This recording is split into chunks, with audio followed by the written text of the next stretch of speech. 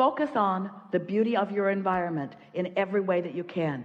Immerse yourself, engulf yourself, surround yourself with as many wonderful aspects. Do everything that you can to be in love with this and in love with this and in love with this and in love with this and in love with this. Do everything that you can think of to do in a day that will make you happy while you're doing it, because your intentions are already in your vortex. Your inner being already knows what you want and the path to it.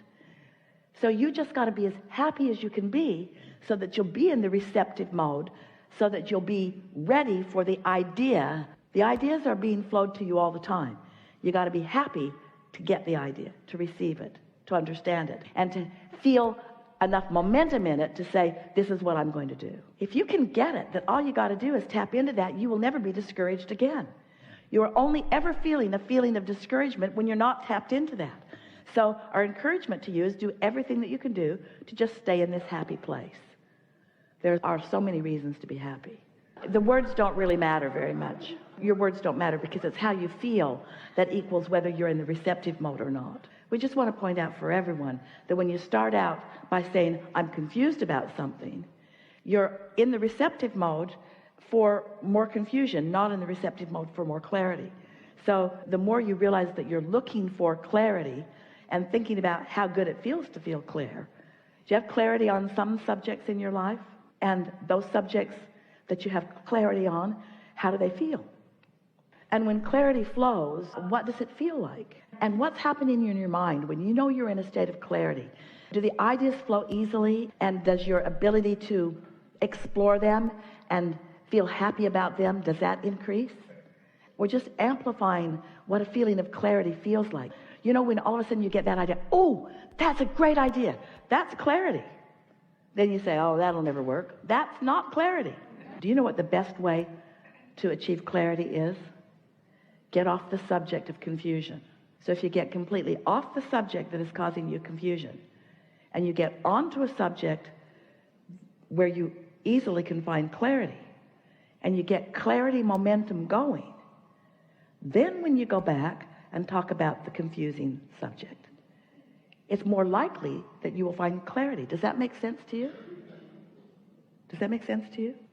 Even if there's something really strong and really negative in your experience, you can still find clarity around it. Step back and find ease and well-being anyway. And that's why understanding how it all works, understanding the laws of the universe, understanding who you really are, understanding that this too shall pass if it is something unpleasant, helps a lot, yes. So the key is to keep good feeling going as long as you can by milking good feeling situations. And then if there is something that is presenting itself to you that when you feel you need to focus upon it, like you have no choice about it, then you focus upon it with the really overriding, underlying understanding that this is an anomaly, that high flying is who you really are, that this is an exception, that this may even be a residual of something past going on in your experience, that really the momentum is in a different place. And under those conditions, you understand that you can deal with anything when you know how it all really fits together. Get the momentum going on the positive thought, because if you get the momentum going on the positive thought, the negative thought is less likely to come. It's getting out ahead of it that really is where your mastery of all this is. What we're really talking about here is your mood. What's your mood? What's your attitude? What's your mood? What is the mood that's going to turn to things? What's the mood that you've got going on? So if you get up in the morning when your mood is likely good because you haven't had time to brood about things, then if you can keep that positive mood or attitude going, then you'll get further into the day and more positive things will happen. It's getting out ahead of it.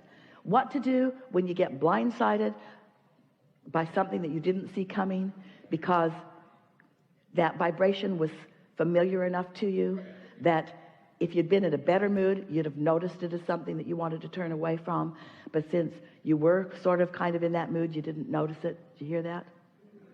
So it felt like you got blindsided because it felt sort of normal. It was just an exaggeration of the normal. If you're running around feeling vulnerable, if that's your mood, then things that make you feel more vulnerable are going to keep showing up in your experience.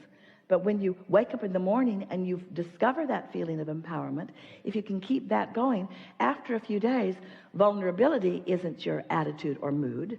Invincibility is, which means you got to find it every morning and hold it as long as you can through the day, and then find it the next morning and hold it as long as you can through the day, and find it the next morning and hold it as long as you can through the day. And before you know it, your day will support the way you started it. Because today, even though your momentum subsided while you sleep, today you're still going to experience some momentum of past beliefs. So what are you doing at the first of this day will have a big impact on whether those negative beliefs, those hindering beliefs, peter out and do not become part of your experience, or whether they're active enough that they play a big part in your day. It's pretty simple, isn't it? Be as happy as you can be, and when you don't feel happy, take a nap. And when you wake up, be as happy as you can be for as long as you can, and when you don't feel happy, take a nap. And then when you wake up, tell your employer that Abraham said, naps are important.